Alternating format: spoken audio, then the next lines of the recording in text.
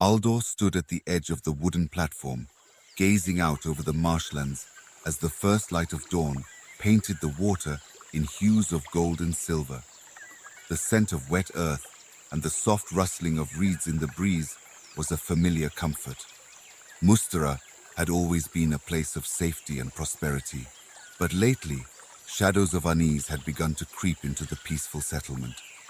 The fishing had been less fruitful, and the game in the woods had become scarce. Bryn, the village elder, spoke of omens and signs from the spirits, but Aldor was a man of action, not words. He believed in solving problems with his hands and his wits. "Aldor," called a voice from behind him. It was Leora, his wife, carrying a basket of herbs she had gathered for her remedies. Leora wore a long tunic made of velvety wool dyed in deep earth tones, its soft texture contrasting with the cool morning air. Her hair was braided and adorned with small beads made of bone and shell. "You worry too much. The spirits will guide us as they always have," she said, her voice soothing. Aldor sighed, taking her hand. "It's not just the spirits, Leora. The land itself seems to be changing. We must find a way to adapt, or we might not survive the coming winters." Their conversation was interrupted by Thane, their son, who came running up the platform, his face flushed with excitement. Thane, clad in a leather tunic and breeches, looked every bit the aspiring warrior. "Father, come quickly. Ira is missing. She went into the woods and hasn't returned." Aldor's heart sank. Ira was a spirited child, always exploring and testing boundaries.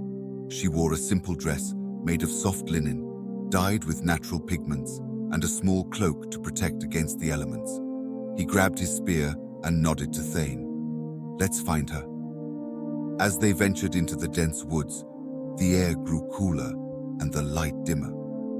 Aldor's mind raced with thoughts of the dangers that lurked in the shadows. They followed a trail of broken twigs and small footprints until they reached a clearing. "Era!"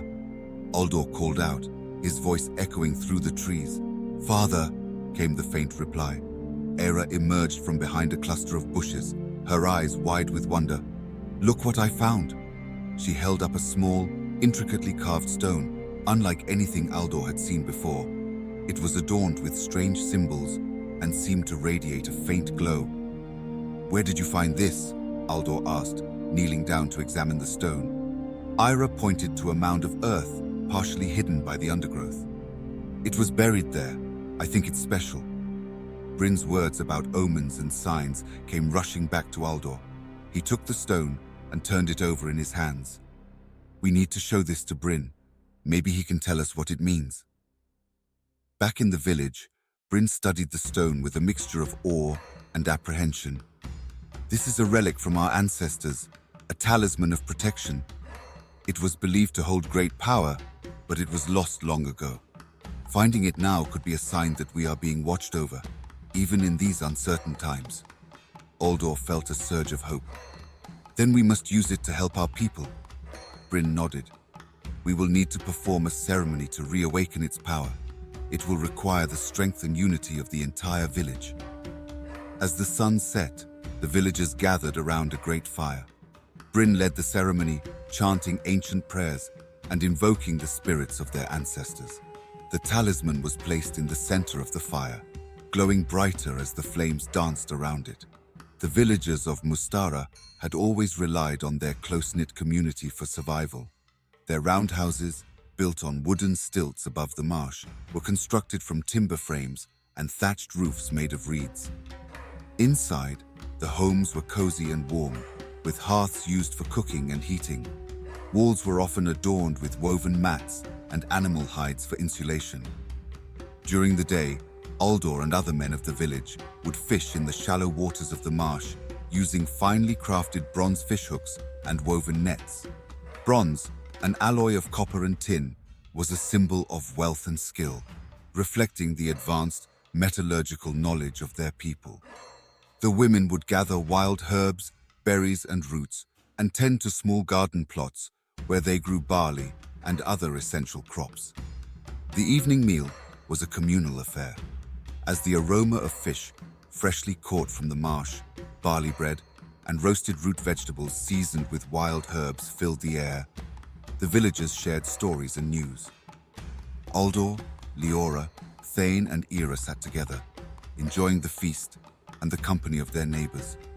They wore clothing made from wool and linen, dyed with natural pigments from plants and minerals, each garment a testament to the craftsmanship of the women who spun and wove the fabric. As Bryn led the ceremony, the villagers chanted and danced around the fire, their voices rising in harmony. They believed in the power of their ancestors' spirits to guide and protect them.